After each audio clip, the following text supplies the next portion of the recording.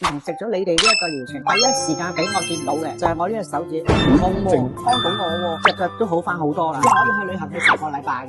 Grace， 你今年幾多歲啊？我65歲。你未食寶骨療程之前，係面對緊咩問題？膝頭哥痛，我自己就有跳舞嘅，我跳住跳完舞咧，第二朝起身覺得好痛。以前咧我就有呢啲彈弓手啊，我以前呢隻手咧彈唔翻上嚟㗎，腳又痛，手指又痛，唔知兩點。有一次咁原來我就起身，一起身隻腳咧行唔到啦，我即刻照 X-ray 啦。咁原來咧我冇晒啲啫喱嘅骨磨骨咯，醫生就建議我做手術。我打針有試過，又係唔得，又痛過。做完手術出嚟嗰陣時，我就睇 Facebook 就睇到你哋嗰個啦。咁後尾我自從食咗你哋呢一個療程，第一時間俾我見到嘅就係我呢隻手指唔痛喎，可以喎，呢隻嘢幫到我喎，咁我就繼續再食，隻腳都好翻好多啦。初初都唔得㗎，初初都係要搭住咁樣樣上，即係好唔方便嘅。依家食咗，情況係的確好轉咗，好咗好多啦。係啊，好咗好多。咁寶骨療程佢嘅味道點樣？你覺得？我覺得好好味嘅，我覺得尤其是夜晚黑嗰隻。咁我有冇跟進你嘅情況？有啊，江仔你真係好好啊！我係江仔，堅持以誠信經營寶骨療程，絕對唔會為咗賣而賣。點擊影片下方發送信息